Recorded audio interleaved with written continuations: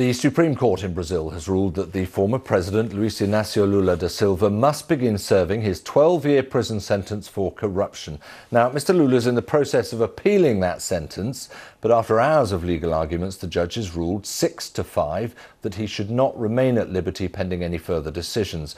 Well, the left-wing leader had been considered the favourite for October's presidential election. Where does this leave him? Well, joining me now is the BBC's Katie Watson, who's in São Paulo. Major decision against Lula, obviously, Katie. Where does it leave him? Well, the judges have decided that he needs to spend his time in prison whilst he appeals to higher courts. He's got two higher courts he can appeal to. When he goes to prison, that's still unknown. The feeling is that it could be in the next few days unless his lawyers find another reason to try and keep him out of jail. I mean, Brazilian politics is notoriously complicated, long-winded, prone to delays. But this decision has been seen as very historic, seen as very important because the judges have ruled that he does need to go behind bars. Yeah, but clearly very divided in that ruling, 6-5.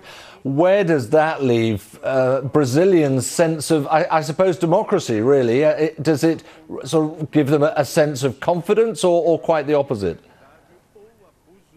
I think Brazilian sense of democracy has been severely battered. I mean, I was talking to a taxi driver just recently who said that the military dictatorship wasn't actually that bad and there was far more order then than there is now.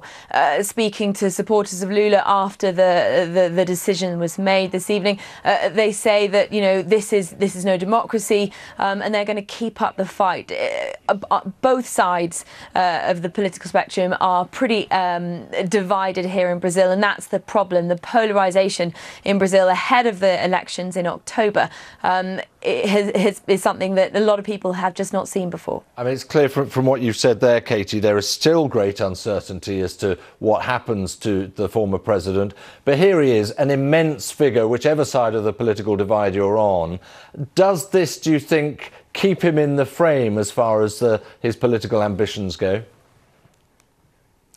Well, the fact that he has a criminal conviction actually stops him from being able to run for as a candidate in the presidential elections. That said, he doesn't seem to want to be stopped in that. And actually, they don't have to register their interest as candidates until later in the year. So he could well still, you know, continue doing that. But I mean, you know, this could change it. It will make life very difficult for him. It would be unprecedented. But Brazilian politics is very unpredictable. So I guess, you know, you never know.